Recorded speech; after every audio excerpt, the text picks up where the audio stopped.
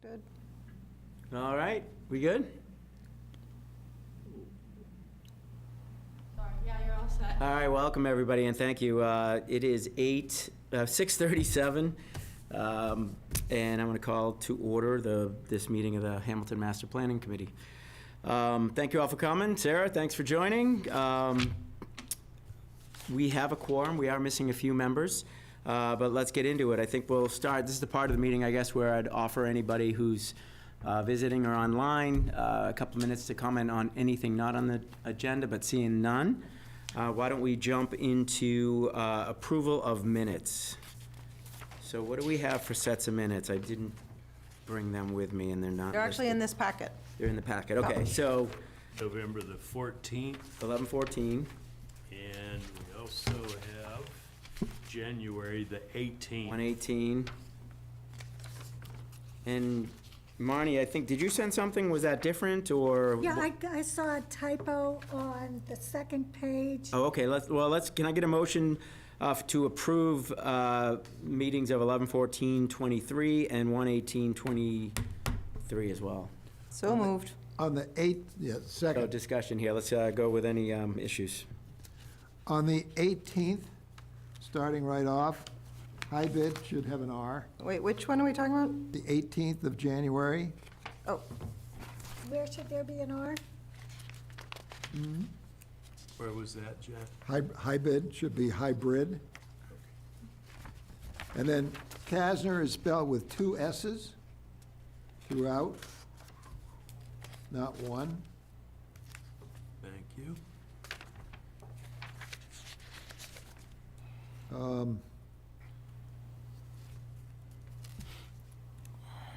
And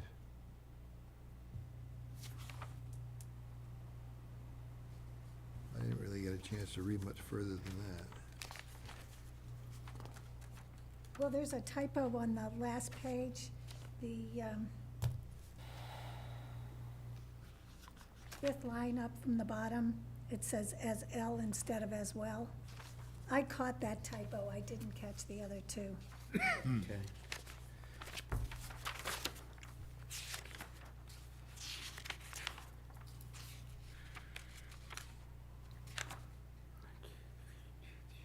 Yep.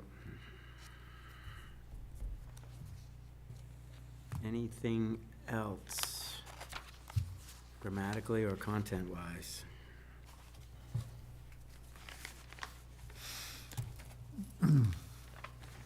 So if I could get a motion to approve the minutes as amended. So moved?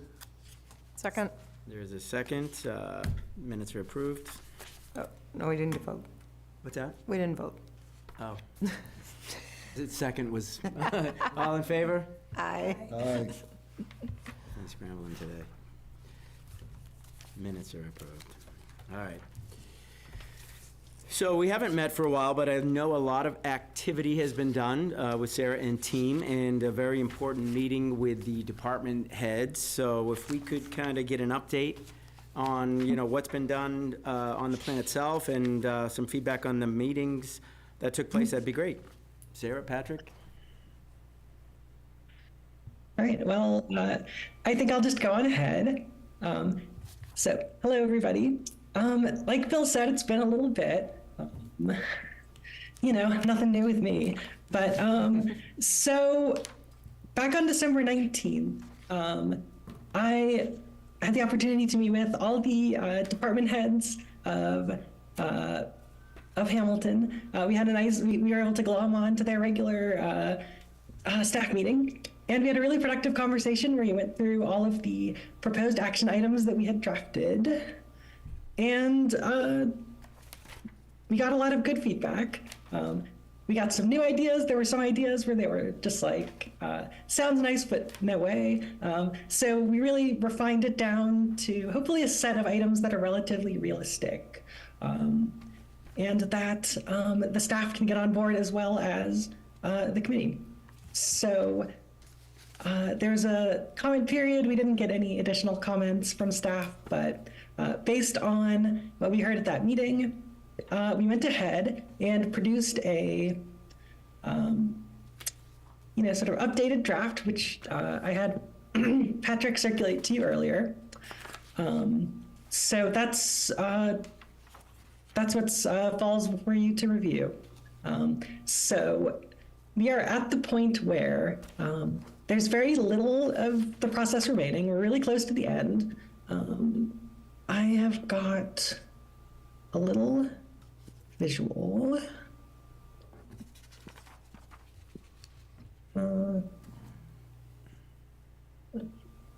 Okay.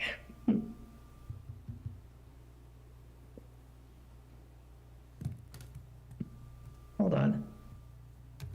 I broke it. All right.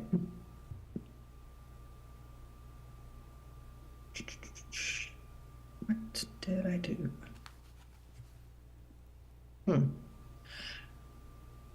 Okay, I don't know what's going on with that, but so basically, this is these draft action items are the last major deliverable of the plan. Once we've got these finalized, we've pretty much got the whole thing finalized. There's like a little bit of connective tissue, like maybe a short intro. Obviously, like we got to get together a table of contents. Smaller things like that. But once we've reviewed these action items, that'll pretty much be the whole thing. So I'm hoping that, based on the comments that the committee has, because I'm sure you'll have at least some, that we'll be able to finalize a draft of these action items and then, by the end of the month, have a draft text of the entire plan ready for you all to review. And if we can do that, then you should have some time to look through that full document before the regularly scheduled February steering committee meeting. And if all goes well, it's possible you could even vote to recommend the adoption of the plan at that meeting. So February could be the last meeting we need to have, depending on how comfortable you are with the plan and how much discussion you feel still needs to be had. And so after that, after this committee formally votes to recommend the plan, and keep in mind, even if you still have at that meeting some edits you want us to make, you can approve, pending, certain edits as discussed.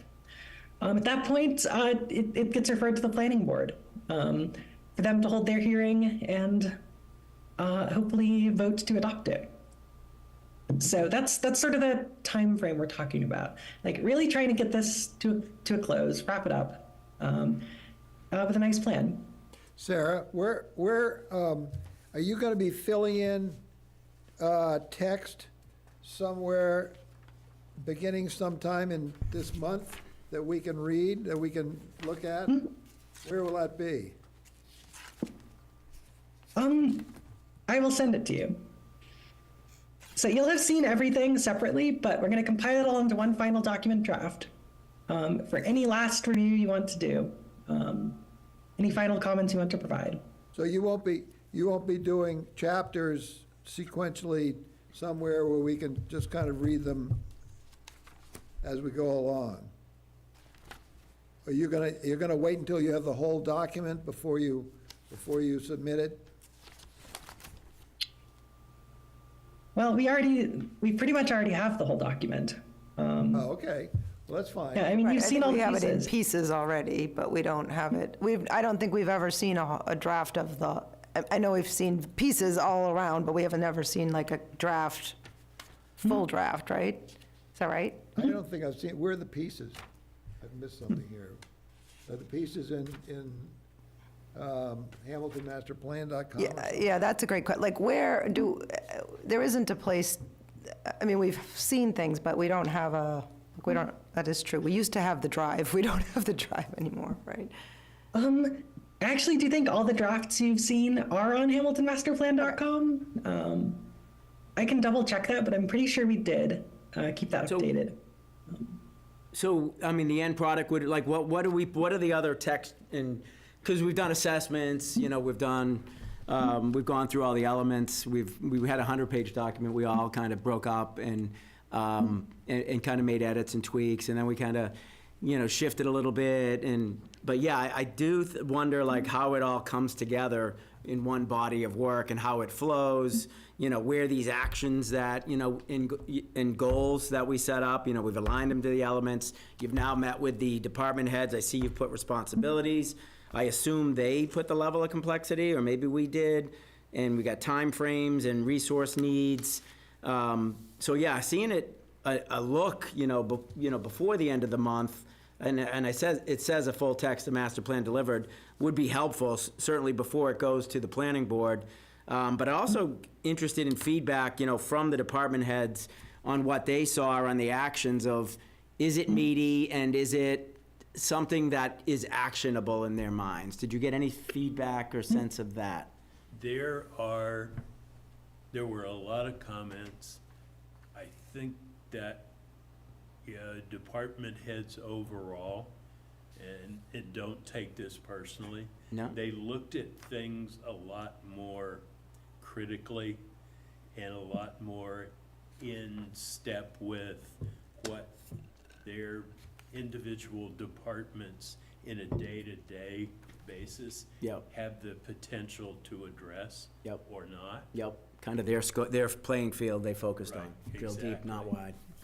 And the expectation to be able to do broad efforts in addition to what they now do is just, there's not enough bandwidth. Right, okay. And I think that you could take that comment and project it through a lot of the individual elements as per our discussion. That's what I remember. Is that your remembrance too, Sarah?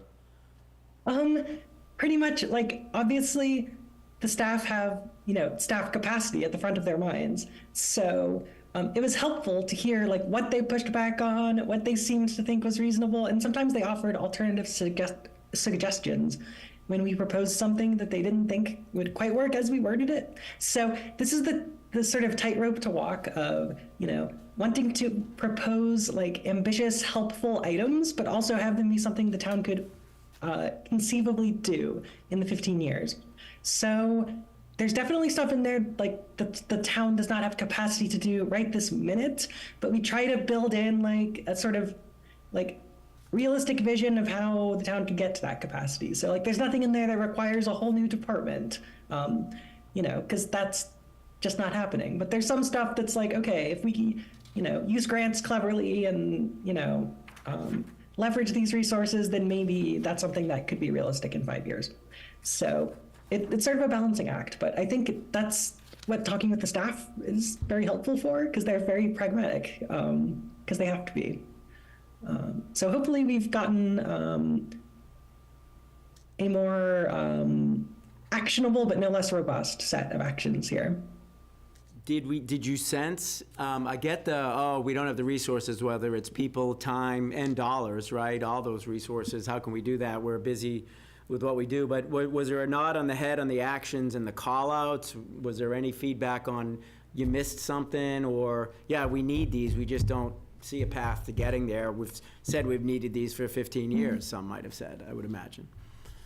Does that make sense? You know, I'm just trying to see if it was like, yeah, I get it, but, or it was, I think Yeah. there was an appreciation for all of the individual elements, but a level of calmed restraint. was Joe there? The Yes, Joe was there, town manager was there. yeah. Did he have feedback? Not so much. Okay. Yeah, he let the department heads basically voice Fair enough. their You know, I ask because, you know, I want to have a document. You know, first we talked about seeing the whole body of it, right? But really have something that is actionable, and we can help battles along the way, we be in the community and, you know, different department heads and such, to get the right resources. But is it kind of laying the roadmap of where we have to go and want to go? You know, we'll figure out how to get there, to your point, you know, down the road. But just want to make sure it's something, and in the planning board, I'm curious about, you know, the reaction they will have when they see it as well. You know, because I would imagine, you know, and I use the word critical eye nicely, just like the department's head heads did, but, oh yeah, but, or, oh yeah, good, great start, let's go. You know, Right. I want to make sure it's a usable document. That's where I'm going with it. I asked the question periodically of them when the last time I did it was of the treasurer collector's office and asked them how the digitizing of the records was coming since they moved. And, you know, moving all those file cabinets and all the rest of that kind of stuff is sort of a nightmare. And they said, you know, it's kind of coming, but they all feel that they don't have the time to do it, is what it really comes down to. And yet, to finally get there is gonna be getting to the promised land. I feel personally convinced. And yet, I don't know if we're ever gonna make it. I don't know, do you think we're ever gonna make it? I think that we will. It's gonna take a real devoted provision of resources. Because we shut down, what is it, Fridays, so that there are Mondays and Fridays. Fridays. Half-day To get Fridays. it done, but I know there's a tremendous amount of it. And that was basically to allow us to prepare and to undertake the move, but it wasn't really to deal with that backlog of decades and decades of records. I missed something. I don't know what you guys are talking about. You're talking, like, They're on a specific example of moving files, right? Yeah, I mean, there are racks of. I know, but is file that part of, like, I'm not sure what we're, like, is that part of the master, like, is that, I'm unclear on why, like, Well, what, ultimately, the hope is that it's all gonna become, you know, that the departments will become more efficient as they go along here, and that really depends on getting away from dependence on masses of paper records, I think, to some extent. I'm just wondering whether that came up in the course of trying to achieve this. Yeah. I don't know if they went to that specific one, but it's an example of a daunting task and how do you, and I wonder if, like, do we have, I know we've seen bits and pieces, I agree, it would be nice to see it pulled together. Is there at least a table of contents that kind of shows the sections we could look at now, or? Sarah, can I just jump in for 1 second? Because I did look it up. Sarah is correct on if you go to the Hamilton Master Plan site, which you can get to from the town site. Yep. Also, there are drafts of the vision, drafts of the goals, the inventory and assessment report, and the inventory and maps are all, so thank you for saying that, Sarah, because they are all there. Oh, and is that the goal, Sarah, then, to shuffle all that in a certain order by a table of content? Yeah, I'm trying to pull up one time. I'm sure we've done this in the past where we laid out the sort of table of contents. I'm trying to pull. Yeah, no, find one I'm to sure pull we it have up. too. It'd just be good to frame it, right now and kind of see the flow of the show, so to speak, and, Let's see. I bet this has it in here.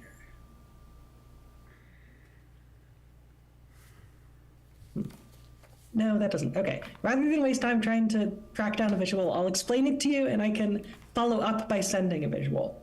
But sort of the way a master plan is typically structured, you start by presenting the vision and the goals. So the vision is where do we want to be? And the goals are, the achievable milestones to get there. So you start off with the broad vision as a sort of an introduction to like the values and the principles behind the plan. Then it sort of gets more specific as you go. Then the next, so it goes vision, goals. The next major thing is the key issues section. That's sort of like act as like an executive summary, like just summarizing the key points from the 100 pages of stuff that you guys read, but that not necessarily everybody will. So there's not really like a ton of new content in that. That just sort of, it makes the explicit connection between those sections. Then there's all the background data, the inventory and assessment that, you so diligently read and commented on. And then sort of the final thing is the implementation, like having stated the vision, having set the goals, having established the current conditions. Here's how we get there more specifically. So that's sort of the logic of it. And then also, in terms of appendices, I was thinking it would be good to include at the very least the community meeting summaries, just so there's some record of, some more explicit record of the community input that went in there. That's pretty typical. But that's sort of the broad strokes, how the master plan comes together. Got it. Okay. Anything else on the actions, anybody? I'm just quickly on page 7, I was looking at, the engage in a community planning process to determine desirable reuse scenarios for the Winthrop School site in the event the school is closed, including exploring how, et cetera, et cetera. I just wonder if we should be more broad on, the selected site, Dana, versus calling out Winthrop in the goal plan, in this Oh. master plan. We're kind of jumping to, I know it does say if chosen, but I mean, I think, regardless of the location chosen, the community has to, or the town has to come up with a reuse of either or. Just a little bit of a Well, nitpick, the but, planning board is already looking at this. Yep. So we understand that there has been no final decision with respect to the Winthrop School, but we're kind of just looking at it as a possibility. We don't want to necessarily exclude it, but we don't want anybody to think that there's been a decision made with respect to whether it will be reused. That decision, Right. I assume, is going to be made in April. But nonetheless, we're looking at the Winthrop School site in conjunction with the entire downtown, with the Winthrop School site being just a potential. But, so, I have a couple comments before we really dig in more to the substance. I noticed that you have HDC used twice, one for the Hamilton Development Corp. And one for the Historic District Commission. So, Oh, that's a good catch. Okay. and then with respect to the key priority rankings, we have immediate, near-term, long-term, and ongoing. But we have instances of short-term as opposed to near-term. And so I think you just need to check this for consistency with your key. So short-term is short-term, near-term, I assume it is. So that just needs to be adjusted. Great. Thank you, Marty. You're welcome. I went through and looked at what was immediate and whether the planning board was involved. That was my first, Yeah, I think there's a few of those. yes, there are. do we have thoughts on HDC acronym? I mean, that's a, Well, it has to be, there has to be clarified. 'cause Yeah, there's I mean, the we should be- Hamilton Development Corporation and the Historic District Right. Commission, so you have to just choose some other, make it a little different somehow, some way. Yep, we'll just pick something. HDev. Yeah. And I don't want to jump the gun, but I mean, this evening, is the goal here to go through each one of these? Are we voting? What do we do? Like, what's happening tonight on this? Yeah, and, yeah, I didn't know if I thought we'd, my expectation was just to kind of walk through, make sure we're solid on all the actions and the feedback from the department heads. Okay. So I can tell you what I was envisioning, and feel free to push back if you'd rather do something different. But so there's over 30 of these, and you haven't had a ton of time to look over them. So I feel like, it seems like walking through them in detail one by one might take a very long time and maybe be inefficient, but I'd be willing to do it if you guys wanted to. But alternatively, we could sort of do more of like a skim through, and you can stop me if there's one you particularly want to discuss, and then give you guys like a few days to take a closer, more detailed look and provide comments in writing. And also because there's some members who aren't here, to give them a chance to do them as well. So I don't know, Bill, what do you think would be a good use of time? Yeah, no, I think it's a little bit of a challenge, because I haven't had a chance to drill into them yet either, since we got them today, but, which is no one's fault, but, yeah, I think some type of view over them. I mean, how many goals in total? 5 with a lot of actions, right, or something to that effect? Oh, So maybe, goals, there should be, there's one for each section, so that is Okay. 8, I believe. All right, I mean, maybe we just hit them high level and see, you know, we haven't, like, for instance, transportation goal, looks like there are, does everyone, 1, 2, 3, 4, 5 goals. Looks like they're kind of medium, 1 blank for high priority areas where bike lanes. I don't know if that should have something in it. Did we, yeah, I don't know. I haven't spent enough time looking at it to put value in a walkthrough, but Dana, I think we should, but.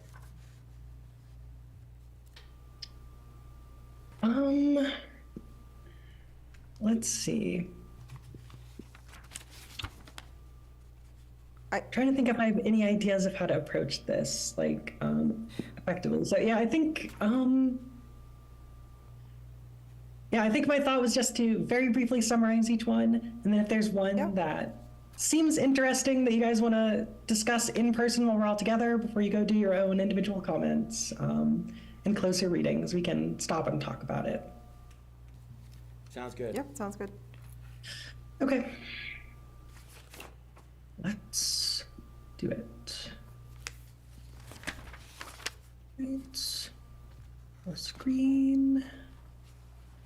Okay. So, starting off with transportation, and I will note these are in sort of an arbitrary order. The only order that I really thought about was land use coming last, and for oftentimes community facilities and services will also go towards the end because those tend to be sort of broader and connecting more other elements. But other than that, it's sort of just arbitrary. But let me zoom in. Make this as big as we can get it. And I think I mentioned some of the stuff in these right columns. We're still refining a little. I wanted to make sure the actions themselves were in good shape, but if you notice something, missing or off about that, you can also comment on those. Okay. So for transportation, the high-level view of these are creating, sort of mapping out and making available what the safe bike routes are, identifying high-priority areas for bike paths and constructing those, identifying high-priority areas where bike lanes are not feasible, and then trying to provide alternative safety measures. I think road signs and road stencils, or I think someone proposed that at the staff meeting.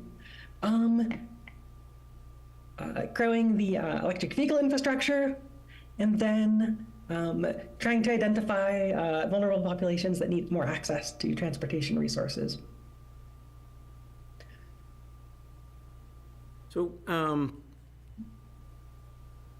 we didn't mention, and maybe it isn't here, or maybe it's somewhere else, we talk a lot about bikes and electric vehicles, and what about sidewalks, just in general? I mean, is that captured in any of the goals and sections? Would it go into here somewhere? I think it's really about accessibility, to, explore the town, and I think sidewalks are probably in need of repair all over the place, and we could do that forever. I don't know, I mean, should we talk about roads and sidewalks, or as an action item? I know Tim would probably love that, Tim Olson. He's gonna have $250,000 to do sidewalks next year. Right. So I do think it's probably an actionable item for him.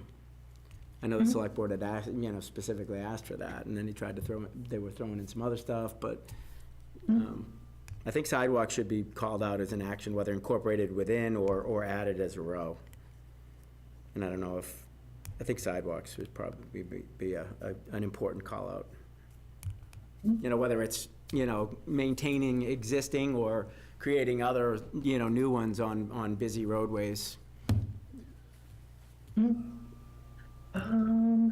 Sidewalks are gonna be restricted for foot traffic only, or what happens when you start trying to mix bicycles on sidewalks on narrow roads? Yeah, I mean, they're gonna have to deal with, there's only so much width of a road, but we talk a lot about bike lanes and stuff, adding already, you know, maybe that's where the sidewalks are as well. But I think that's part of the challenge, you know, how do you look at the width that you have and create a pathway for vehicle, foot, and bike, or, The state's approach to that is called share the road. And that's, the premise to that is that bicycles are a legal vehicle and have a right to be in that lane. The difficulty becomes when you have bicycles going at one speed and motorists at another speed. And there's an ongoing, you know, difficulty and potential for a conflict there. But nonetheless, we have a community that has scenic roadways from border to border, and people love to bike on those scenic roadways. And the state would say the best you can do, because you can't expand the roads, is to basically sign. yep. Yeah, it still makes 1A scary as hell. Oh, yeah. Asbury's worse. I mean, I'd be scared riding a bike on Asbury, but that's not, I'm talking Upper Asbury toward Topsfield. Yeah, that's a bad one too, although it's better than 1A.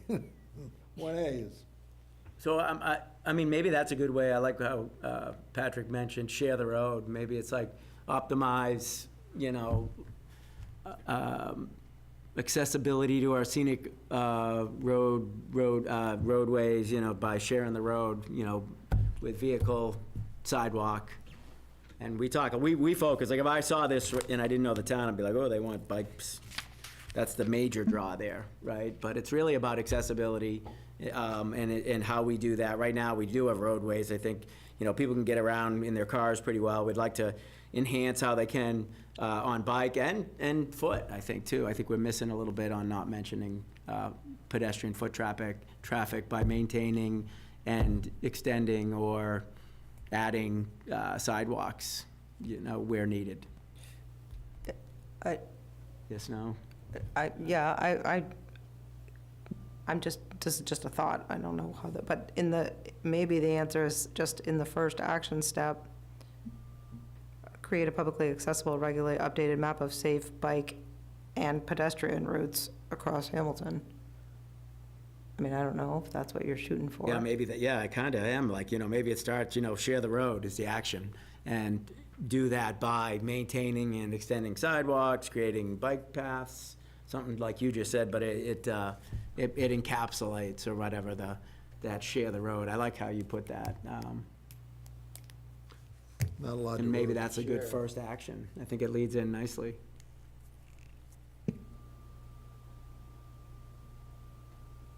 Isn't the Right. town expanding, creating sidewalks on Asbury to lead up to Asbury Commons? There's definitely the potential to do that, and the ZBA imposed a condition on that project to contribute to a sidewalk. Right, because we have the two affordable housing Right. complexes there on Asbury, and both are designed to accommodate children. And so if those kids are walking to school, or riding their bikes on the sidewalks, because I hope they're not gonna be on the street, that's, Tough street. yeah, that's tough area there. So yes, that's one area which needs sidewalks. Capcom also suggested that should be a linkage factor for Harbor Light. But Habitat is also there, as you Right, say, on the other Habitat, yeah. side, yeah. So they're both sides. Because what I raised I remember raising it at meetings, if the kids are riding their bikes and they just come out on Asbury and everybody drives like a demon on Asbury, they could get really hurt. I mean, just the speed Well, limit then to on make the that- turn in front of Asbury Grove, I mean, if you go Highland and then Asbury Grove, I mean, that's another, Yeah. So the discussion just proves it out. I think that it's an action. How do you resolve all that? You know, there's a lot of asks by many communities and residents on, hey, my street should be one way, or I can't, you know, the cars are flying down it, or, you know, I need a sidewalk, I gotta, you know, then how do you design that? You gotta cross streets, and you gotta, you know, bite into someone's land maybe. So I just, it's an ongoing need that we're well aware of as a town. So I think it's a good action to make sure they, you know, whether it's You'll bike, foot, recall, or we made a something. big study of Essex Street at one point, and the result was that they said it was not feasible to put a sidewalk on it because it would involve 7 crossings of Route 22, which is a fairly well-used, high-speed road. And the recommendation was don't do it, because you don't want to encourage foot traffic on Route 22 and encourage crossings. I mean, that's, Right, I remember that. that was the result. Mm-hmm. And I think that we unfortunately have a lot of roads that are like that. So, ongoing action, I think, something that needs to be looked at. I think, you know, if we add that too, I think DPW is involved in that as well, but, Well, this is a little off the subject, I guess, but, you know, there are all sorts of traffic calming measures, and I know in some communities, they put speed bumps. So speed bumps on Asbury, you know, if you lose your muffler once, maybe you'll slow down. And the other thing, this was interesting, I was visiting family in Pittsburgh, and the roads were just, I'm not sure how to describe them, but they would have these, just almost like a bit of a lane change. So the road was kind of, it would be straight, and then you'd have to move off a little bit. You couldn't just drive fast straight down the road. There was always these kind of little buffer areas for pedestrians that kind of slowed traffic down. So maybe, I don't know if that's an action item, but it could be used like explore, you know, traffic calming, pedestrian friendly. yeah, as a solution, ways to. Yeah, ways To to, slow down. I mean, I think it's funny, I've been running into those rubber bumps they put in a lot lately, not in Hamilton, obviously. I wonder if it's ever, I've never seen it here. Are we But that- opposed to it, or just Largely DPW plows? have an issue with the snow plow. Yeah. right, And exactly. speed bumps and anything that, you know, gets in the way of Yeah. the snow plowing. They definitely work, though, because often, like, when you head to work, you know, you find your little shortcuts through neighborhoods, and that's where you see them. Yeah, You know, they're yeah, trying to yeah. keep you down to 30, whatever. Yeah, So I think as long as we capture, you know, that an action, we don't have to solution it, but, you know, explore new ideas to share the road safely, you know, whether it's, you know, maintaining speed limits, or whether roads are two-way or one-way, or utilizing bike paths, footpaths. You know, I love what Wenham does in some areas where they'll cut into the side of the road and put wood chips. I've heard there's issues with that, but Larch and Walnut, you know, it's a great running path. But just find ways so people can maneuver safely. I think that's the overall action, right? And then they solution it. That's the ongoing work for the department heads. Culture here has been rural, and rural, you know, is not wholly compatible with speed bumps No, Pedestrian. it and doesn't, trends and. use. it doesn't help the scenic roadway either, right? The Yeah. vista that you want to see when it's a rubber, that's what I see of late. It's like, oh my The only God, effective traffic calming is Winthrop Street and Cutler Road, and when you hit the dirt sections where Right. you can't go over 3 miles an hour.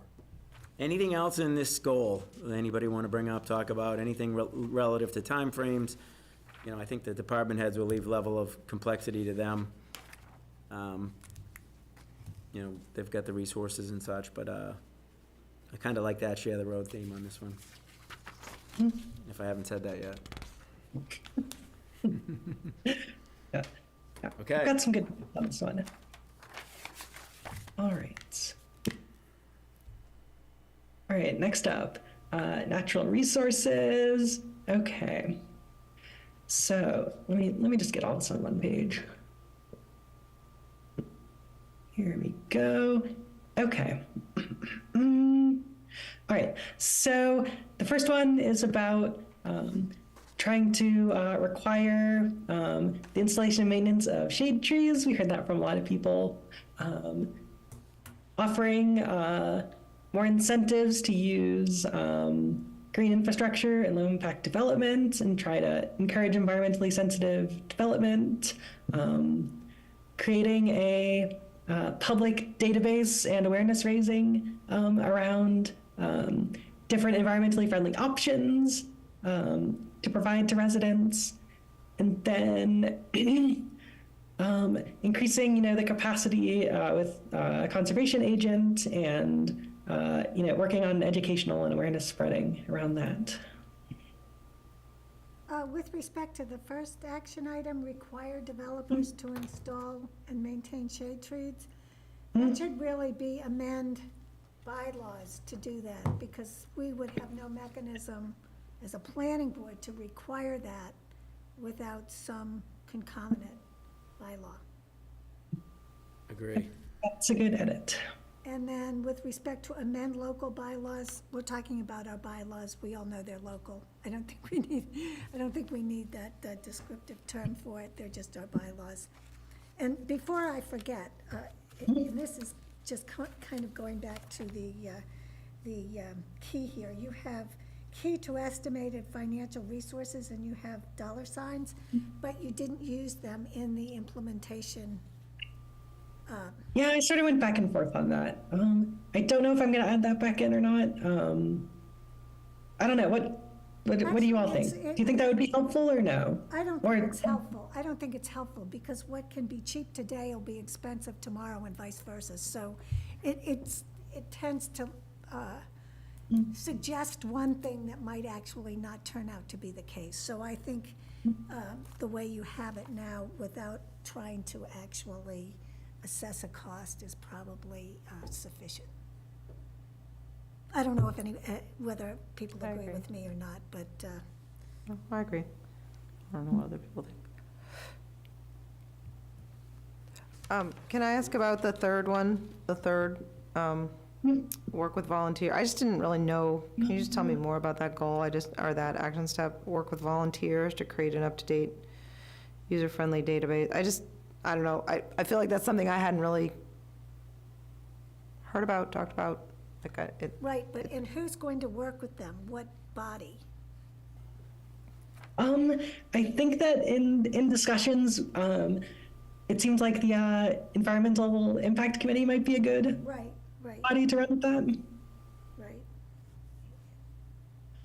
Yeah, so the idea behind that is just, this came up a few places. I think maybe residents talked about it, just like spreading awareness of like some of these specific programs, like the stuff you can opt into, like, and these are both energy ones, but both like state energy programs that you can opt into, and just sort of promoting and,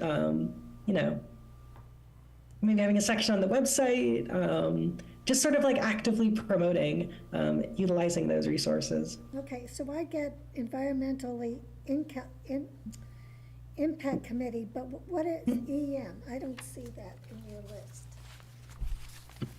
Oh, I think, actually, I should have taken that out. I originally had a separate thing for the energy manager, but I figured it would fall under the energy commission. Okay, And this might be too in the weeds for this, so I know we're doing it broad, so maybe but I just wondered if, promoting the benefits of opting into community choice aggregation and Mass Save, which are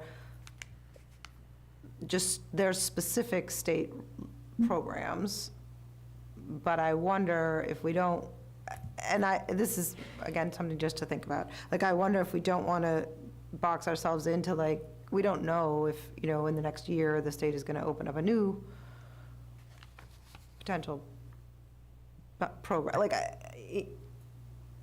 I guess, yeah, such as, yeah, like, yeah, I guess I just wanted to. let's say programs such as. Yeah, that's what she did already up there, yeah. That's all I was trying to say, is that you don't want to limit it, you don't know, tomorrow the state could change the name of one of these programs, or the state could create a new program that might be a real benefit for, that's all. Thank you. Yeah, I see your point. Yeah. But someone's got to stay ahead of it and know what's available, what the latest. Right, and it might be that there's a terrific new program coming down the Yeah. pike that we don't know about, so. Good call. Are we missing anything on protecting natural resources? What's EM? Oh, yeah, I just took that out. I think, I asked that already. Environmental manager? No, she had put that in there as the energy manager, but then it's been removed because that's not the right, it's really under, Emergency management services? No. EMS?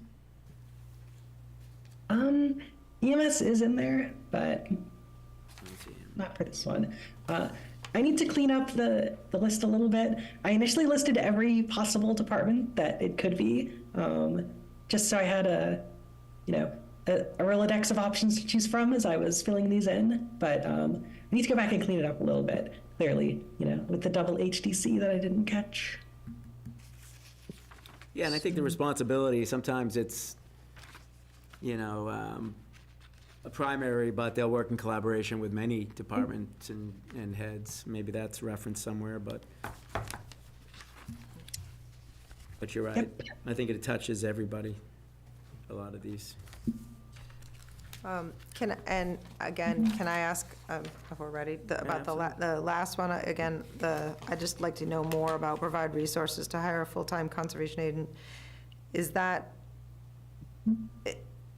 because it says, and work with the school district to, are those, the conservation agent doesn't work for the schools, right? The conservation agent is just, those are two separate There should things. be two sentences.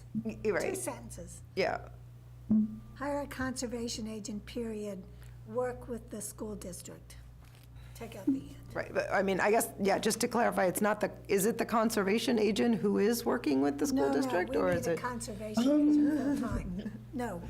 They're No, very probably separate. not. They're very separate. So is it saying there's somebody on staff that will work with the town and the schools to educate and everybody on opportunities?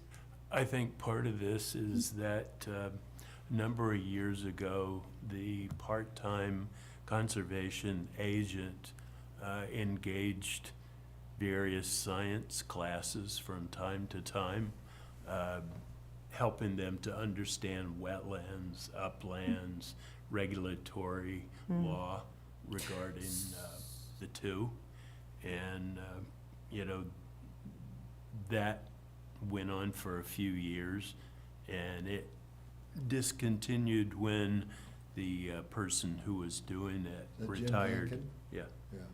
So can I ask a question? It sounds like it sounds like, if I'm interpreting what you just said, Patrick, and kind of what Marnie said in my ear, it sounds like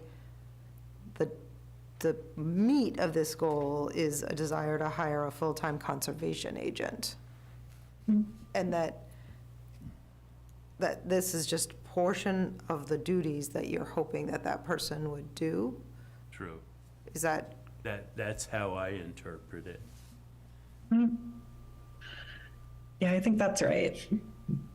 And does it go in hand with, the volunteers, maybe who are making this database? Is that all about identifying ways and educating others? Do they play hand in hand, or am I, as a conservation agent, probably using that database and things to educate and promote, whether it's the community or the schools or anybody, on how to apply them? I suppose so. I don't know, I'm asking more than, because as I read through it, I kind of look at it that way. Oh, we're collecting a lot of information, and then we're gonna have a person assigned in the town, and they're gonna work with the schools as well to make sure we promote and educate on opportunities. And would that be, the schools would fund him somehow, fund her? How would that work with? well, I guess that's kind of what I'm trying to dig into here, is that is the desire that currently we have a part-time conservation agent, is that right? So to me, that the big ask here, the big action is hire a full-time conservation agent is the action step, right? That like, right? Because if, like, I don't want to get too school committee-ish, but like, we as the master planning can't really tell the schools, you must teach local conservation in school. Like, we can't really dictate that. That's not exactly what this says. This kind of says we hope that our conservation agent would work with the schools, but I guess I just sort of feel like it's a cleaner ask to say, hire a full-time conservation agent, and that part of the job description when you hire that person might be Public information. right, because is it really specific to the schools, or would you want them working with No, any other community group that might want I to, like, think you're right. the scouts or No, I whatever? think- Public education more generally. Yeah, It's confusing, the issue. I think we should just take it out. It almost doesn't make sense, because I think a conservation agent, even if he or she were to be full-time, they're not gonna have enough time in the day, to be going to schools and well, teaching kids. or they could if you hired them that way, like, in other They can words. promote educational opportunities, throughout the community without calling out the school. Or But a they, Hamilton employee, and the accounting could get kind of difficult trying to work with the regional and/or Wenham, or unless, that person is working for both towns. It will get complicated. well, I didn't read this as trying to get the schools to pay for this person. I think that the idea was just to say this person will reach out and try to do Yeah. educational educational activity, which I think is fine. All I'm saying is I feel like, and I don't want to step Why don't on we toes. It just seems start- like it should just be in the job description, not in this action step. That's all.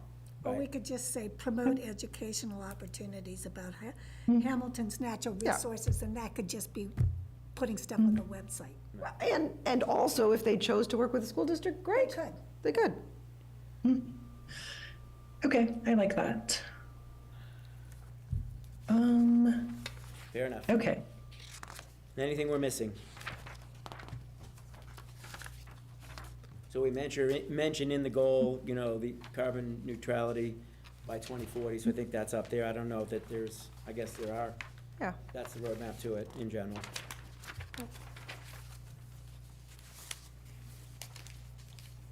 Okay. So, next up, cultural and historic resources. This one has fewer. The first one is about initiating and funding a comprehensive cultural resources inventory. And we talked at the staff meeting about some specific ways that might be done. And then we also talk about a potential revival of the Agriculture and Equestrian Committee to promote those historic aspects of Hamilton. So any comments on either of these, or additions you might make? Let's see.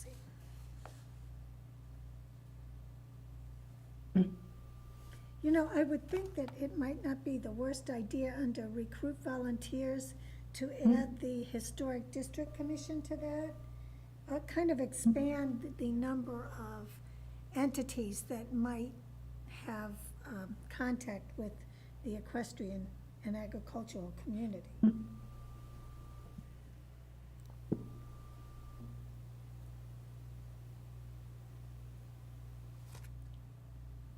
The Open Space Committee might have contacts with the Essex County Trail Association. So rather than just limiting it to the select board and the town manager, try and identify other entities that might have more contact with the equestrian communities.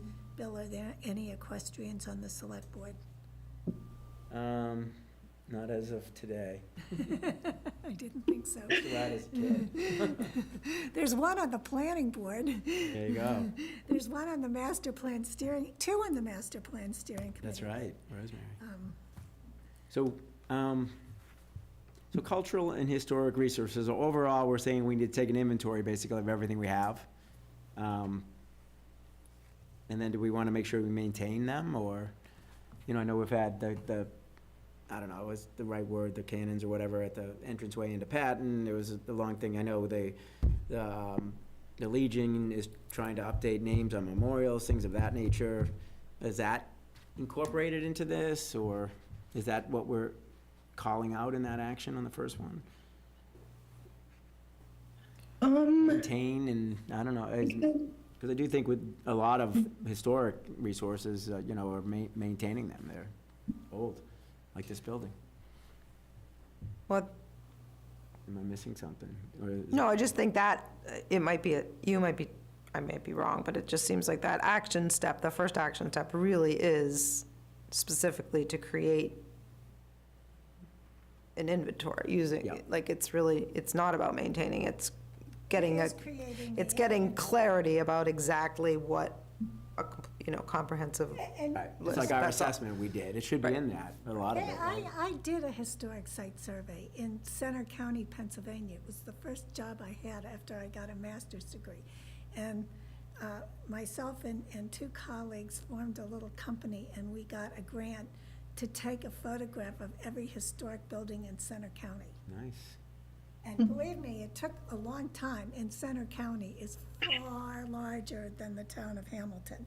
So it really just requires an ability to spot older and more culturally significant buildings and other sites, take a photograph of it, and log information about it. And what we did was create a form. Yeah. And then we filled in the form, and we compiled all the information, and Bob's your uncle. And then once you have that information, then there's something you can do with it. Sarah, could you add Marnie's name to the responsibility on that one, please?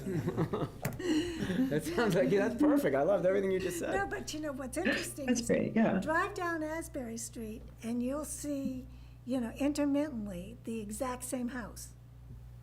So who built those houses? You know, I think there are. Trussels, Jack. trussels. Well, I think some of them might be Sears catalog houses. Okay. It's possible, there's a steel house on, was it Union Street? You remember that one? So it would be cool to get all that together, you guys, so But that's you- it, anything we want to say about maintaining it once we have that, or is that? Yeah, or well, you'd like put a plaque on stuff, you know, like they do in Ipswich. I mean, we're not gonna be saying 16 whatever, we're gonna be saying 18, 70 or 80. But, okay. you know, you have to look at the history of the community and how it evolved. And of course, that. 1793. Oh, right, but I mean, I'm talking about the older buildings in the downtown area don't really reflect that, but they were You know, where, the problem is, I think the old buildings used to be in the schooling field, and they all burned down, as I recall. And that's when South Hamilton, We got to get through this. yeah, we Yeah. can't. I So- love the discussion, though, but. it sounds like, and it looks like Sarah's got it there, it's something about maintenance. Maintain and, Right, and yeah. restore, I guess, if, Yeah. you know, Yeah, maybe tying it more explicitly. Like, I was thinking exactly what Marnie was saying, that this is like the first step in understanding your maintenance needs and maybe coming up with a plan for maintenance, but Right. I can see if there's a way to talk about it a little more explicitly. But a lot of the houses are are privately owned, so Yeah. you're not gonna maintain them. I mean, it's. Right. No, we- but we they have may come town in, halls. look for tax relief or other things. Yeah, yeah, yeah. There's gonna be, we want things to look, as you're driving down Asbury and see these houses, you know, if it's houses, you know, there'll be a whole list, but I think maintenance and restoration is, you know, something that, you know, we want to be mindful of, that's all. All right, open space and recreation. Okay. So, bad typist, okay. Okay, so first of all, I caught this just now. I don't think this first item is really sorted properly. I think it got put here probably because it has open space in it, but this is really more of a natural resources preservation thing. But Okay. I'll talk about it now anyway. And that is basically trying to get, you know, when people do subdivision developments, to use the open space and farmland preservation development to try to, you know, preserve more of that valuable land. So I don't think that totally fits in here. I think that would go under natural resources. Then Actually, it goes, this is, in some respects, economic development, because there are provisions in that bylaw that would permit some commercial develop. I mean, this bylaw's never been used. It's so complicated, I don't perfectly understandable why. But yes, it needs to be adjusted, but this is the kind of thing that spills out into different areas. Yeah. Housing, economic development, land use, open space. Yeah, there's a few places it could go. I'm thinking either natural resources or land use, but I might put it in land use, actually. think about it. It's gonna land on the Okay. planning board's desk at any rate. Yeah, so the other open space ones are, this one is really calling out the recently completed Patton Park Master Plan, just a commitment to, support some of the final recommendations of that plan. This next one, this sort of maybe ties into what we were talking about with bike trails, but I think this was specifically out of, a desire for more information about trail access and trail use and trail connections. And then the final one, we talked about this at the senior staff meeting, and that is to try to get some sort of walking trail along this pipeline easement, which apparently is very realistic. Apparently they seem receptive to that. So. You haven't assigned responsibilities for those two items. Yeah, I think I was still thinking about those. Some of these are Is that the pipeline? a little few Back spots drive, missing. all that. Recreation.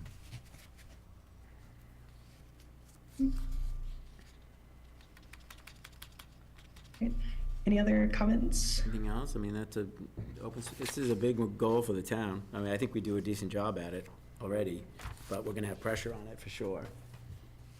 Especially as a lot of people look to develop that, and the land's open today and accessible, and we see that in a lot of places right now.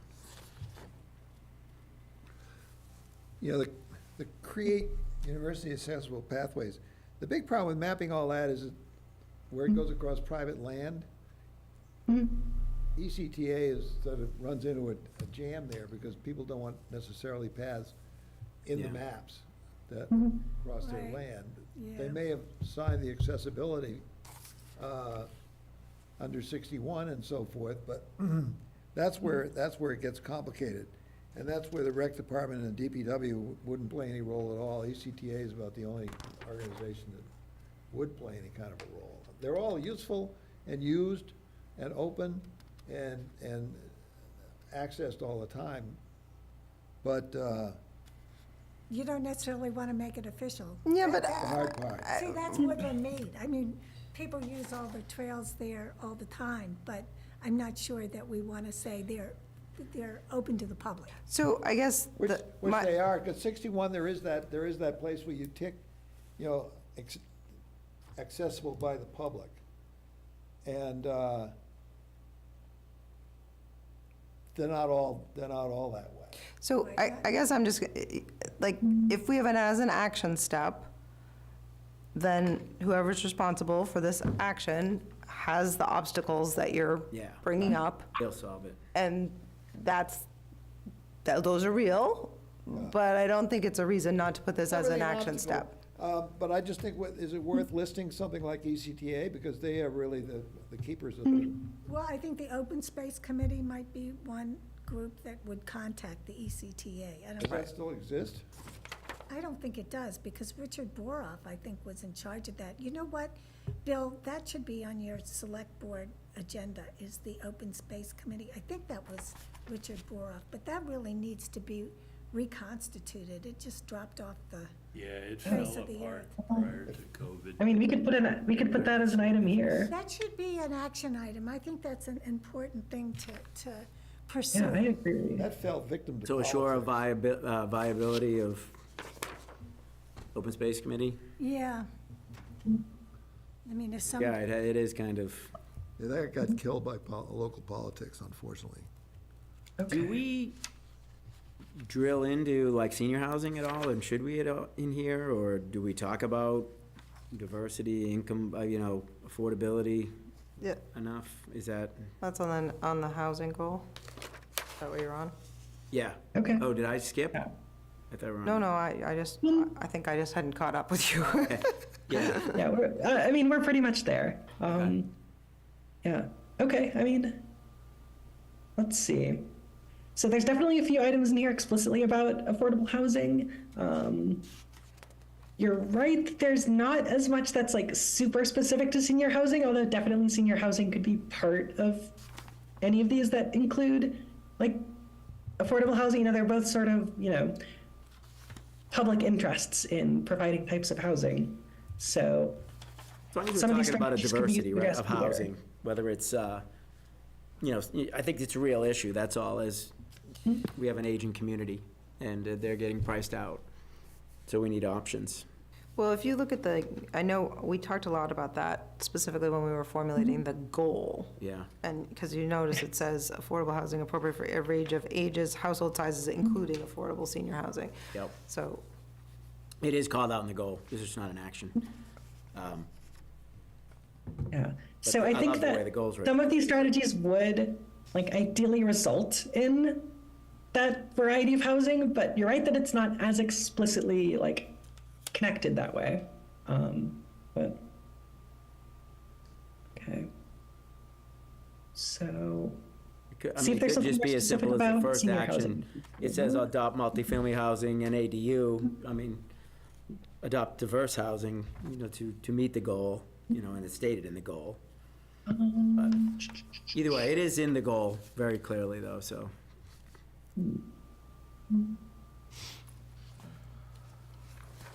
okay. All right, so we're into housing now.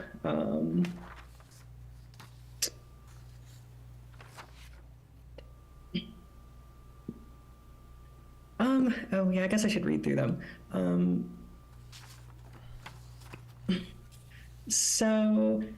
Okay, so this first action is about making sure there's robust design guidelines, because especially, as we come to other items about, MBTA communities and Chapter 40B and stuff, multifamily housing, in theory, how much of that actually happens, multifamily housing in theory is being, considered for Hamilton, or Hamilton's being asked to consider that. So ensuring that there's robust local guidelines for that sort of development.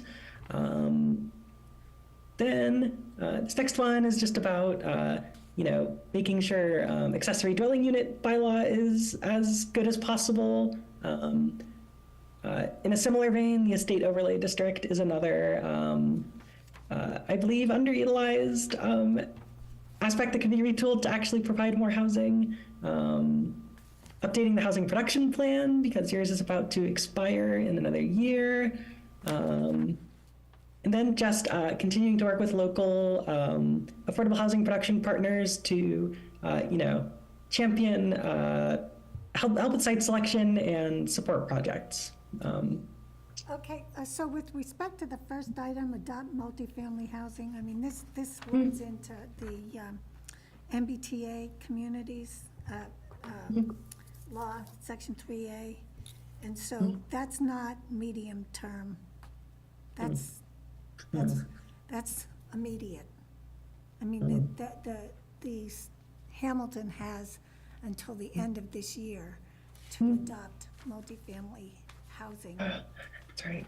as Do we want to call that 3A specifically out? Do we want to talk about staying compliant, since this is long-term? with That is in there under regulation land programs, use, or- although it could also be here. But there is an item specifically about trying to figure out what to do about 3A. oh, okay. So, but this, well,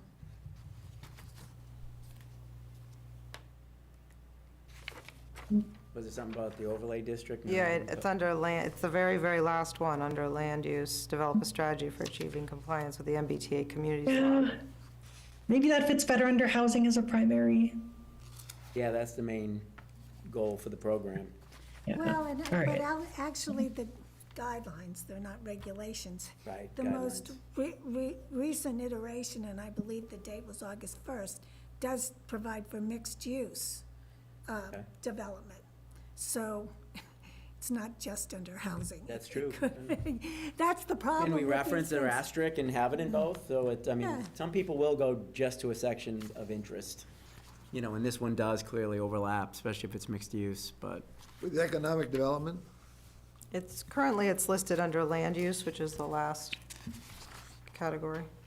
It's on page 8.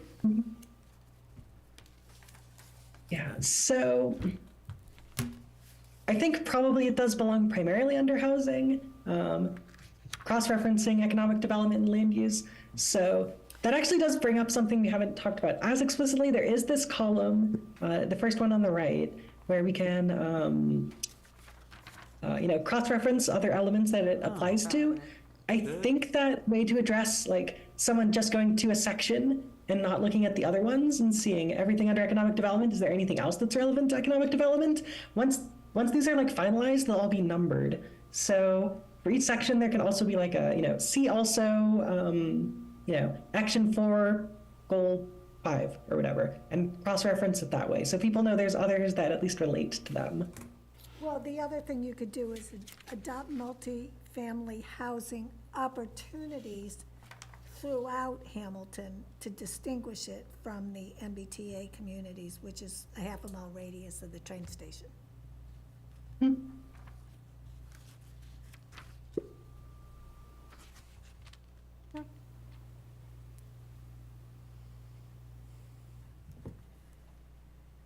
Okay. would that be form-based, Marty, or?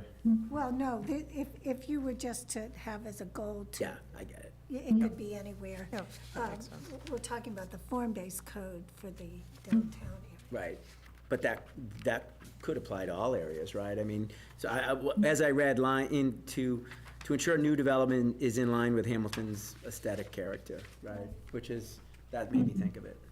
Right, but I mean, I think that if you were to permit multifamily housing, you would have to have provisions that Sure, you couldn't just put got a it. mid-century modern tack onto a Victorian building and call it a wrap. Right. You'd have to have some kind of provision for keeping the Exactly. neighborhood character. Do we, Yep. so nowhere do we say comply with state guidelines and regulations. Should we say that, or is that kind of already called out in all these? I think that's obvious. With respect to the consultant, hire a consultant to update the town's housing production plan, you have the CPC, but I would think the Affordable Housing Trust should be on the front line with that, housing production plan. Yeah, that was just suggested as like a primary place the funds could come from, but yeah, not necessarily. I don't think Who it did would come from the the housing CPC. production plan in 19? It wasn't Affordable Housing Trust, was it? Judy? It was actually a company connected with Barrett, and they were the consultant. This got funded by CPC funds, but it was approved by the trust, and the Affordable Housing, trust so it should be a worked trust, okay. with me to, review it, comment on it, and help get it to the point Right, where so- they So approve it's the it. town It planner shouldn't be and, the CPC. definitely not, they're the funding source, Yeah, they're the potentially. But I think it's town planner and And the Affordable Housing Affordable Trust. Housing Trust, right. So TP and H, because they had to use some funding for it. they just, yeah, but that's not They're the responsibility, they're mother just, lever. maybe you could put that under resources We needed. have to devote at least 10% a year, right? Right. So, yeah, true. I mean, that could be under the last column though, right? Resources, that did provide monetary resource, but, Yeah, They're not You're not primary. gonna be affordable unless you've got some funding source. yeah. But this is a housing production plan, that's not just affordable, right? Right, it's everything. It's everything. Yeah. the It is broad- primarily affordable, but yeah, you can talk about everything.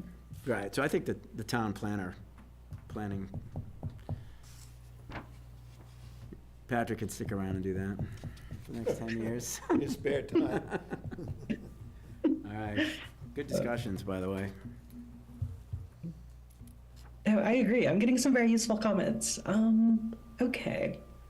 Anything else with housing? All right, we'll move on.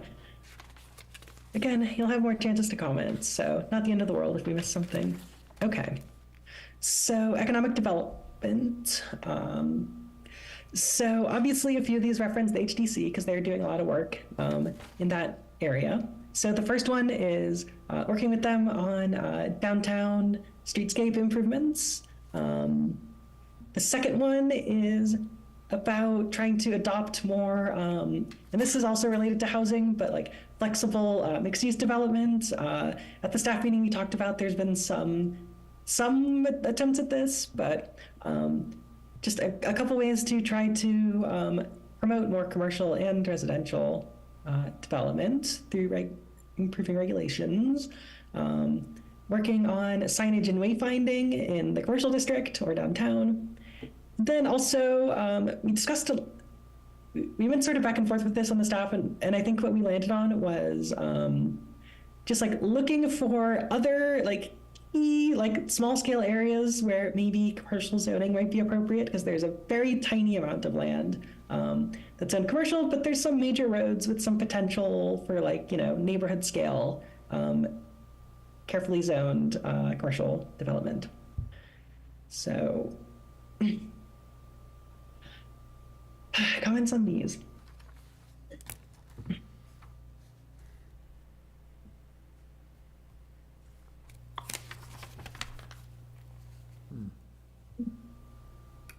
I think you got it in there. I mean, I'm just thinking in my head a lot of the things that, you know, the HDC is looking for, and it's in here, but, you know, parking's been an issue, you know, safety on how foot traffic flows, whether it's going from Railroad Ave over to, you know, the Crosby's Plaza, or how do you come down, you know, maybe incorporating Willow Street down through Patton and back around Main Street, and so how do you create a share the road safety, This is exactly what the planning board is working on. And the HDC is, I think the HDC and the planning board are gonna partner on this, you know, to do the form-based code for the downtown that will incorporate all those elements you were talking about, which is to try and integrate the town, the commercial district better. Through connections, how to make, facilitate access between Railroad Avenue and the Crosby's Marketplace, and how to facilitate people walking, you know, through town. And also looking long-term, I mean, this is long-term, for the future development along Willow Street. So that's really all kind of tied into this form-based code idea, and also as a component of that, trying to address this Section 3A requirements that we're dealing with for increased density for multifamily housing. So it's all part of a single package, and even the reuse potentially of Winthrop, if it ever happened. If That it could ever end up being happens. part of that and flown in. absolutely. So it will look really smart if we have that in the plan. Yeah, and you know, the connection to Patton Park. Sure. And I'm thinking about ways to really signal that you're in Hamilton. So if you're going south, you know, that there's an opportunity to really introduce the commercial district to pedestrians, bicyclists, and people in cars, just by having some kind of a, I'm not gonna say signage, but you could have something. I mean, we have the tank, but if you're going too fast, you can't see it. But this intersection is critical, and then down by Walnut and Bay Road, you know, to connect Railroad Avenue. I mean, and so if people are at the Crosby's Marketplace or at the CVS, then they need something downtown, they know they can walk there instead of getting in their car, and vice versa. You're on Railroad Street, but you need to pick up something at the CVS. Do you really need to get in your car and drive an eighth of a mile? Yeah. So that's the idea, the form-based code, and like looking at the connections and the opportunities for commercial development in these areas. So some of these action items, they're all integrated. Yep. But Marnie, isn't the critical? Thank you for capturing all that, element Sarah. of That's good. Carrying any of that forward is working out some kind of a septic plan? Well, you know, the form-based code is a way of increasing cohesiveness and connectivity. In terms of the actual build-out, that's not the purpose of this, but obviously, any type of development in Hamilton is dependent on some type of wastewater treatment system that will have to be constructed, because there isn't one.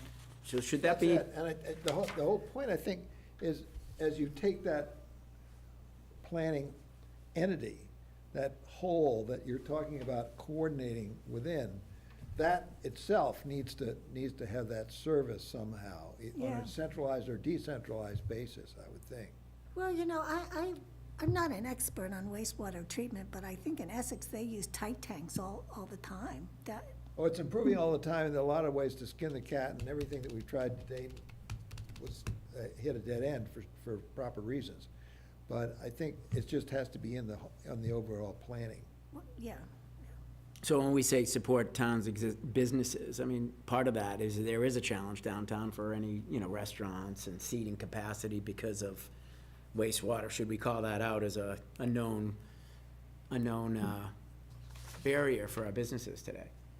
Well, the other key is, We're capped at our growth Well, because of it. I mean, I actually think it's the next goal, right, is, it doesn't have exactly what Jack is talking about, but it seems like that's where it fits in, right? In other words, it's about providing excellent public utilities that can meet the long-term needs of the community, right? That's what you're talking Yeah, about, 100%. right? And so, I mean, in other words, we've got this action step there, which is working with neighboring communities, secure adequate long-term water supplies, including the ability, I mean, that's about getting the water, right? It's not sewer, which is what you're talking about. Yeah, waste. I guess I just sort of feel like that's such an, It's it's an probably- enormous It's huge. It impacts thing. everybody. And I don't know, like, taking that on is something I would want the whole, these people to have weighed in on all of it. Like, are they really ready to take that on or well, not? I mean, I can't even imagine what the cost would be. I can't even. Oh, my gosh. I can't even. We actually did talk about this with the staff. We had an item in here about wastewater, and there have been studies done, and basically the loud consensus was it's prohibitively expensive. So I feel like, but no, it is an important thing to address, but like what we got from the town staff is like not going to happen, like a hard no. It was just in the millions and millions. Are they and- talking about wastewater from residences or downtown or both? I forget exactly what they studied, but it was some sort of like public wastewater processing for downtown Hamilton. I'd have to go back to my notes, but Because I would agree with them. I think throughout the community, it sounds so daunting. I would almost say that as well. But, if we had to start building a reserve and doing it, because someday we'd have to do that, we should start thinking about that, right? But I was thinking about it more from an economic development and from our businesses. They're capped to grow because of it. So you could do something isolated just for that area that might be able to solve the need. That's all, because that would allow businesses to grow, have more seating, more, don't we limit a lot of things, like the weather vane and. Well, Not have to move necessarily to another community. Right. right. They definitely could grow out of it. And maybe part of that is that, we've got this column, which is time frame, and so maybe it is a long term. It's Yeah. not something that we're imagining is gonna get done no, right that's a now. long-term deal for sure. It's gonna And get because pushed. at first I was gonna say, I just think that that's kind of a big action step to kind of tack on. But the other thing, I'd like to preface this by saying, I have no expertise at all in wastewater management, none. But I do know that Essex did it. So it can't be impossible, because not Essex, which Yeah. is right there, did it. So they added sewers. I know nothing about what that process was like, but I do know they did it.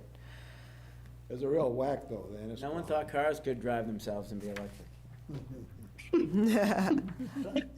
okay. The new technologies are making it a lot more feasible than it used to be, too. And I think you need to look at it on a decentralized as opposed to a centralized basis. That's what's killed it in the past, but. Yeah. I think, and maybe you said, Sarah, there's ways to connect goals or somehow we reference that, the smaller scale, not small, but isolated. Downtown. It would be an economic improvement for our downtown businesses, for sure. If you had to do it in one area, you start there, you grow, maybe that drives more, generates tax revenue, whatever, and that allows you to start growing and you start doing it, throughout as needed. But I don't know that I ever see the whole town happening, but yeah, if Essex did it, I didn't. Yeah, I mean, tight tanks are not a solution. Yeah, so, but I think tying it together, having it on there, we talked about it, if, it's long-term, and it's something that it should continue to be talked about. Okay. I'll see what we can come up with for Okay. that. I agree about the importance. I think, well, I'll talk with Judy, see if she has any leads. Maybe there's someone I can talk to who knows a lot about wastewater. We'll figure something out. Awesome. Did we finish with? We sort of jumped down there. Was there anything back in economic development we still wanted to touch on, or are we fully in community facilities and services? No, I'm good with what you added on the end, caps it, I think. Okay. So, anything on any of these others? Just town building maintenance and improving the town's capacity for grant administration, which apparently is something that's in the works.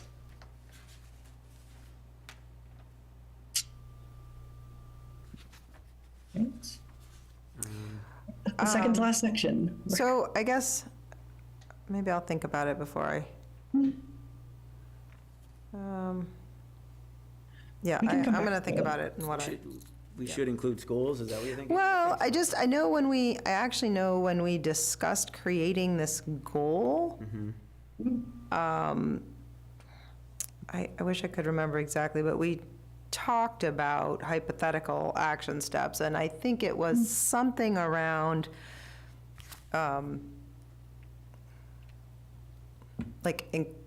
encouraging or support or something. It's really around preventative maintenance, right? That because this is about preventative maintenance and renovations for all of our public buildings. Right. I guess, I'll just be honest, what I would dream of is that when we're having, transparent budget discussions, that the town would be not just open to, but in fact demanding that the schools are putting money towards preventative maintenance. Agreed. That was my vision of what the action step might, what it would look like in action is that, I don't know that, again, I'm just still thinking about, I'm not pushing that has to be there. Do you incorporate it into the, it says town-owned, and one could imply that's everything, right? Do the towns own the school buildings, or No, the district owns them. the district owns them, but we own the lease of the ground? You right? own the land, yeah. the land. And when you vacate one, you're not taking the building with you. So it does. Correct. It It's a does, good it point. does behoove.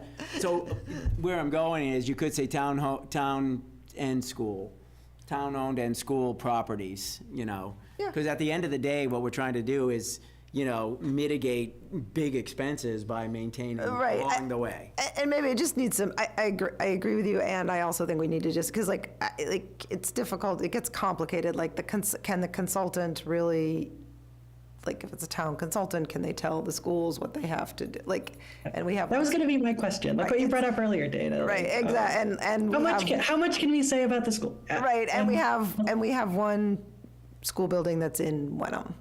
Right.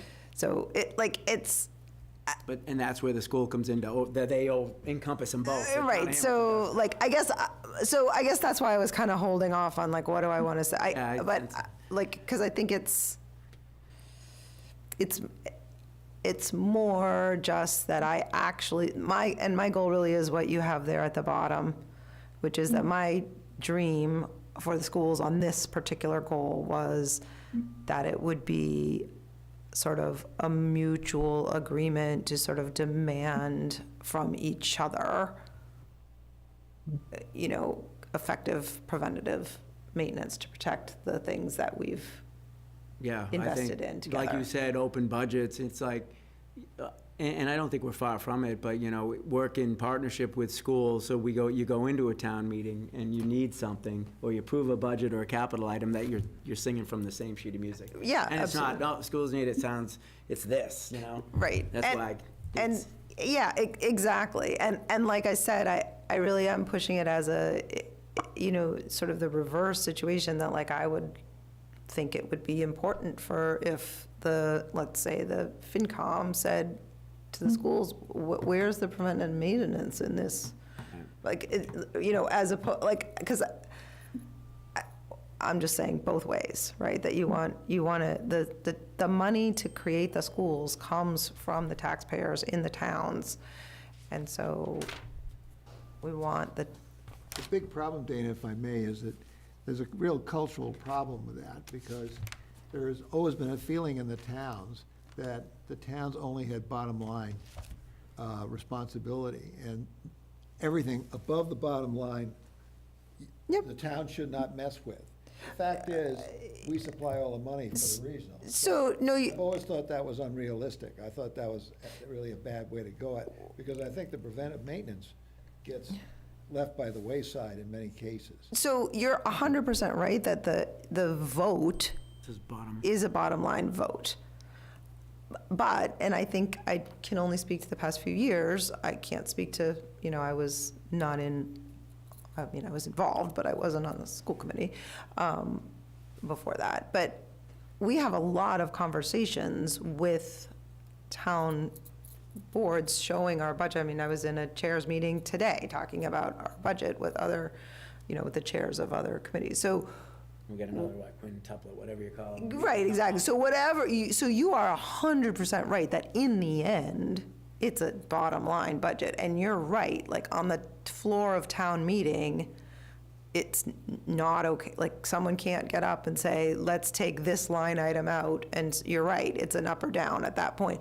But before that, there are lots and lots of really good conversations about various things in the budget, like to ask, and so that's why that's why I sort of hesitated, is I don't really know how I want that to look as a goal, and maybe it doesn't even belong here.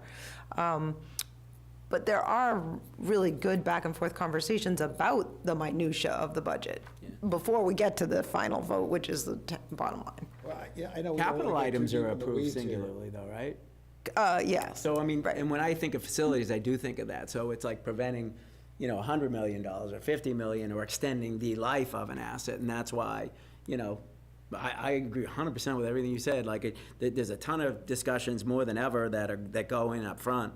And so that's why I don't think it's like you use the word telling the schools. I don't read it like that at all. I read it like working in partnership along the way to Right. make sure everybody has a plan in place. You're talking about it. It's preventative, and it mitigates or extends useful life, so we don't have large capital outlays on our But facilities. unfortunately, I think Dana's right. What happens is nothing happens.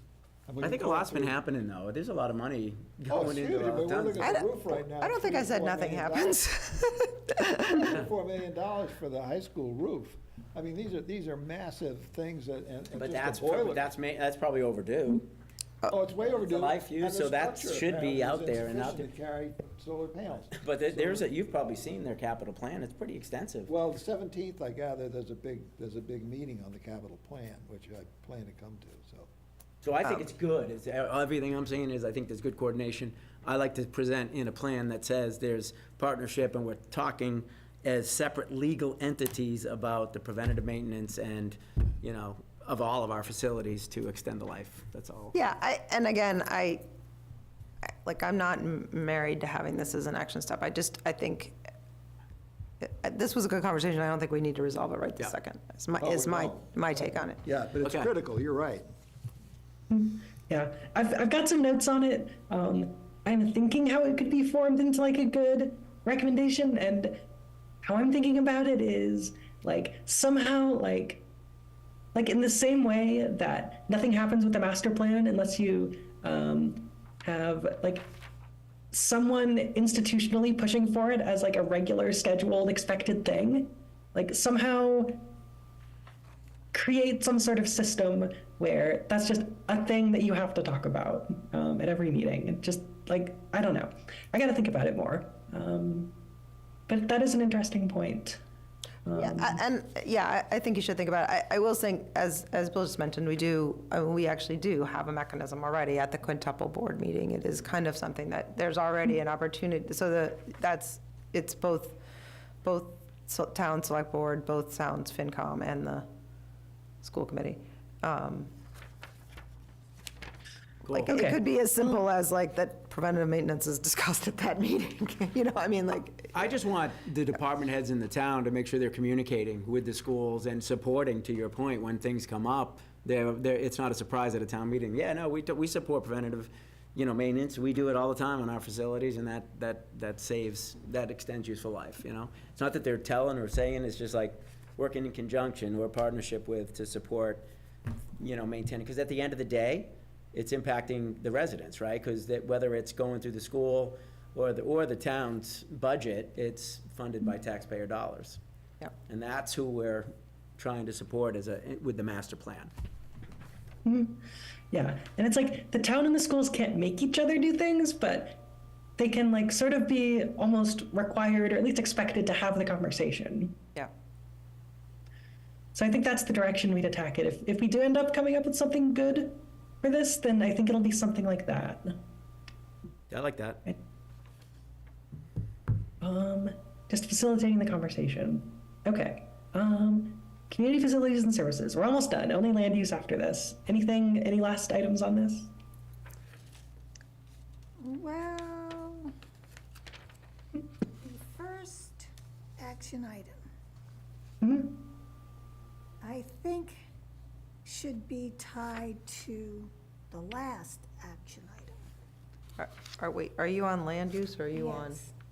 So engage in a community planning process to determine desirable reuse scenarios for the Winthrop School site in the event the school is closed, exploring how the site can be integrated with downtown Hamilton and how to achieve compliance with the MBTA Communities Law by the end of 2024.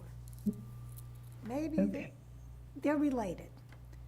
But maybe not. Maybe not. I mean, the deadline for the compliance with the MBTA Communities Law by the end of this year.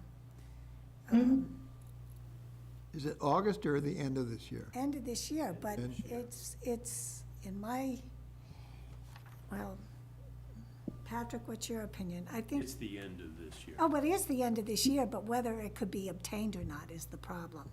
Because we talked about this. I mean, basically, under the MBTA law, we are obligated for 731, 750. 731, 731. 31? Yeah, they based reduced on- the number. Was that the Seven, net? Yeah. Oh, yeah, and so, saying that 731 new multifamily units within a half a mile of the train station is going to be almost inconceivable for people to imagine, and to educate people enough for them to understand that this as of right bylaw is not going to harm them in any way or change the character of the town, because there's no infrastructure here, so don't worry. That's a very difficult sell, as you can it's imagine. gonna totally change the town. Well, see, in fact, it probably wouldn't, because we don't have the infrastructure that would permit it to ever happen. But you can't go to the town and say, don't worry, it will never happen. Right. Things happen. Long story short, we have to create the zoning. That zoning article has to be presented publicly and voted on. And then what? That- Realistic, doesn't it? Well, it has to meet the requirements of the state program.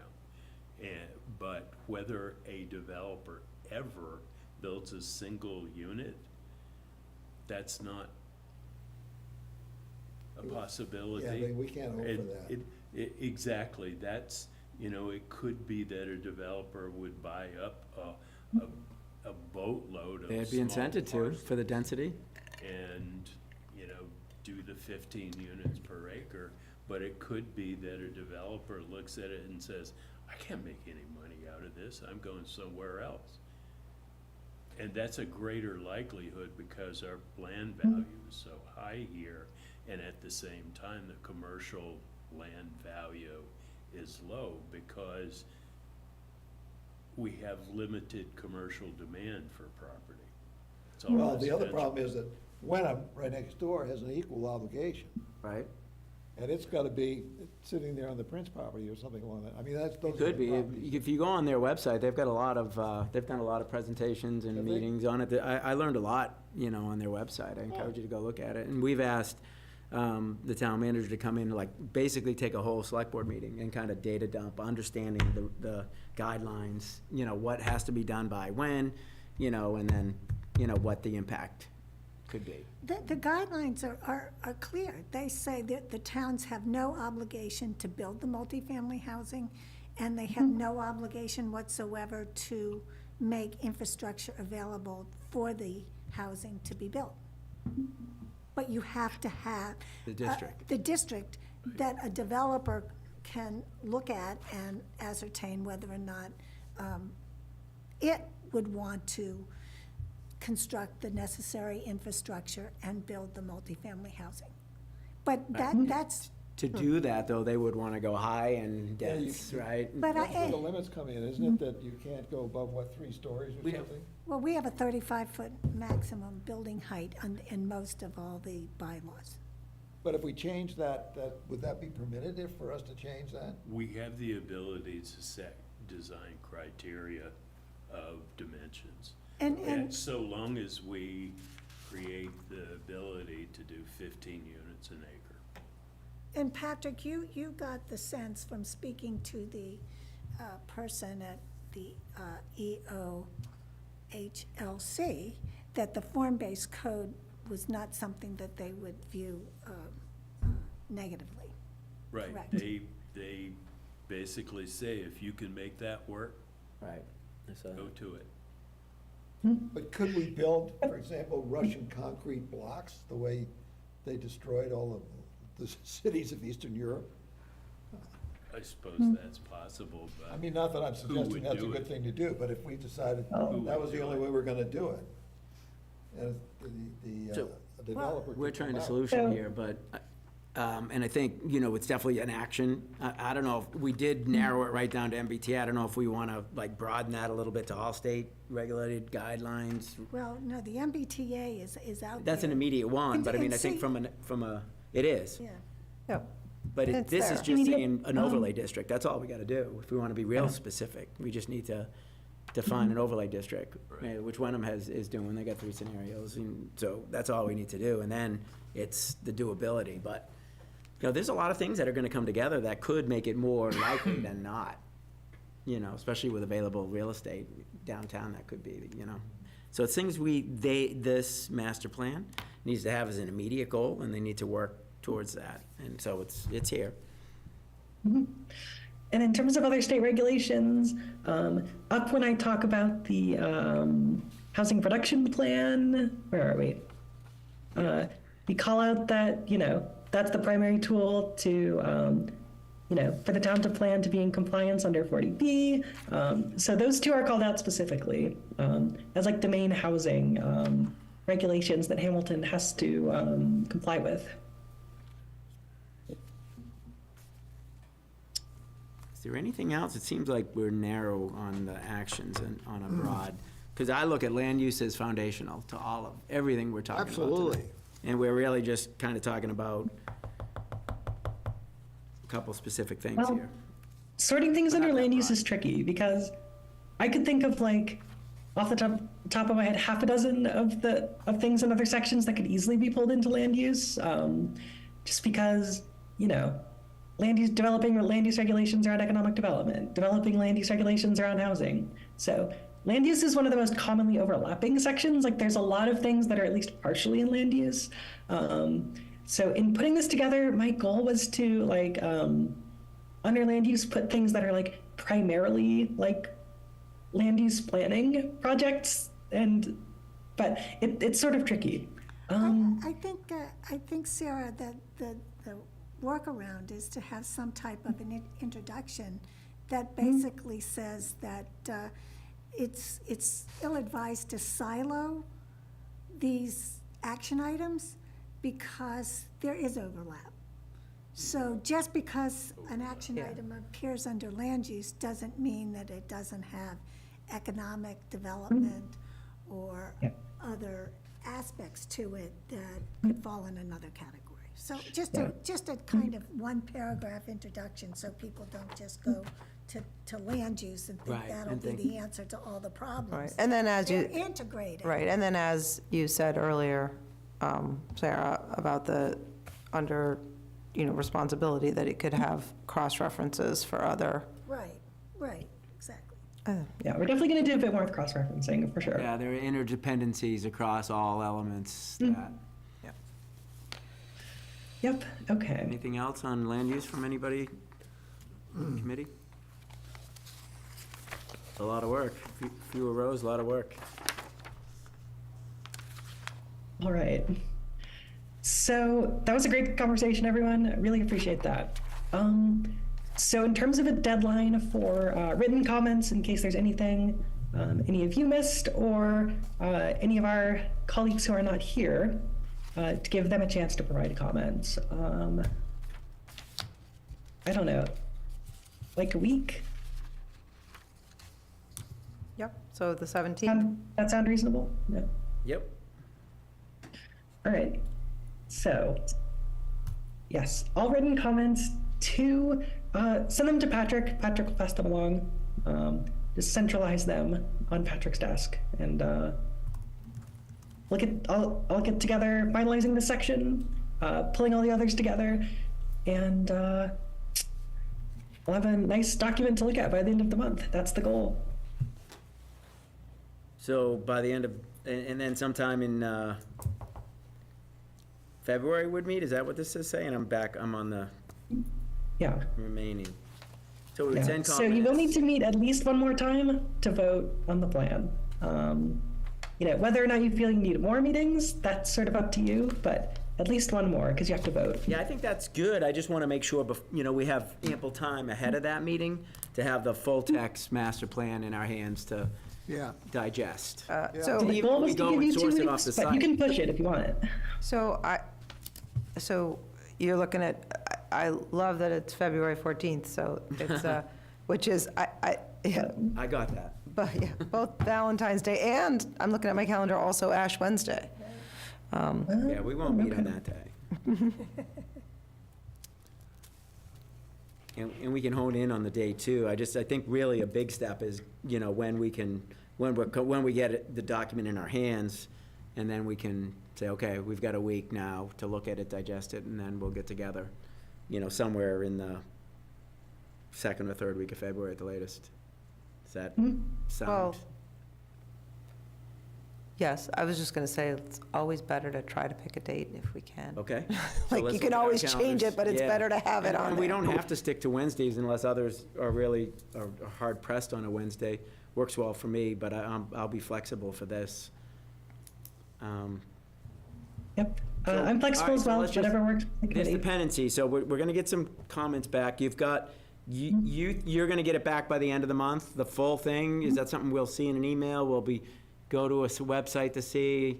And now we've got the whole thing in a bow. I'll probably just send it to you directly, Okay. Patrick, probably. So if we're looking at that, then we go into February. We could either, You want, like, in other words, is the 7th too soon? I think the regularly scheduled one would be for the 14th, I believe. right, but that being Valentine's Day and Ash Wednesday, we think that's a challenge. So we either do the 13th or the 7th is a Wednesday, if Wednesday's the deliverable, yeah, I like the middle of the week on either the first or second week, just not the 14th. I vague. I would go with the I don't 13th. know, 13th, let's see.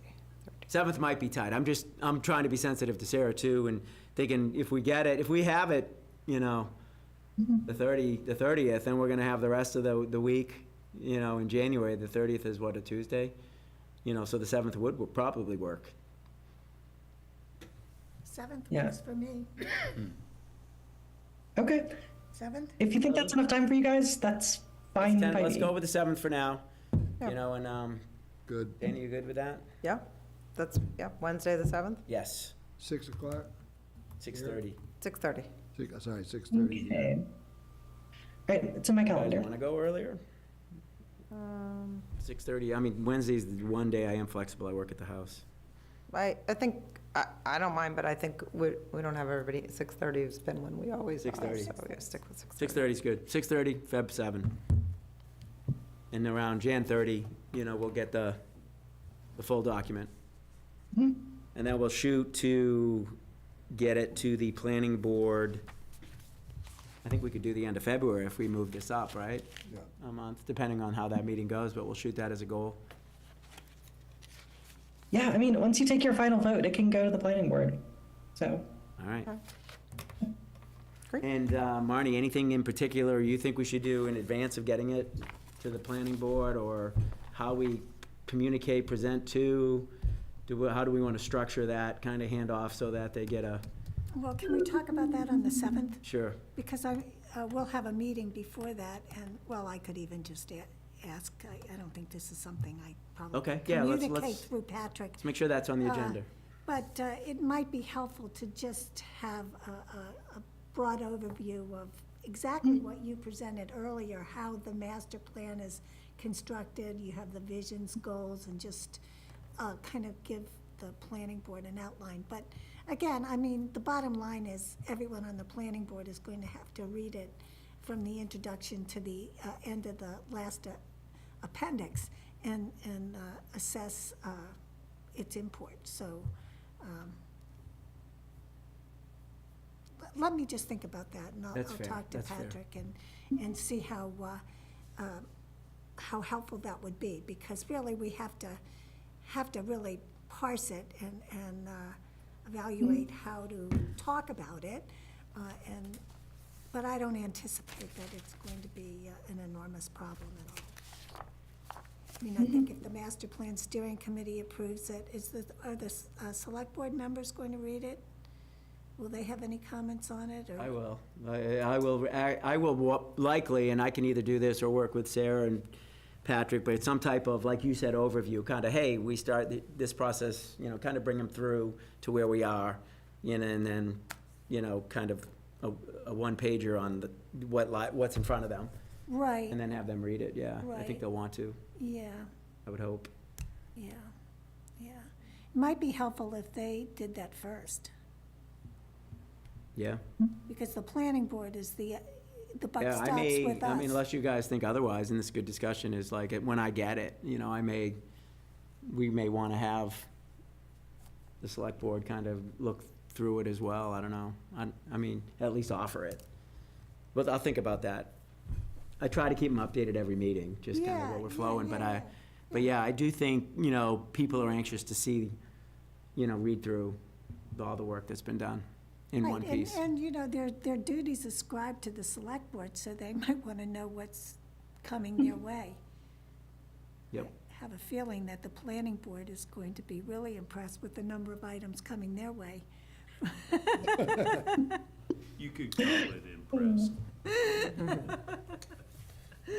All right, any other business we want to talk about, or I think this was, I will echo that this was a good meeting, good discussion, very interactive.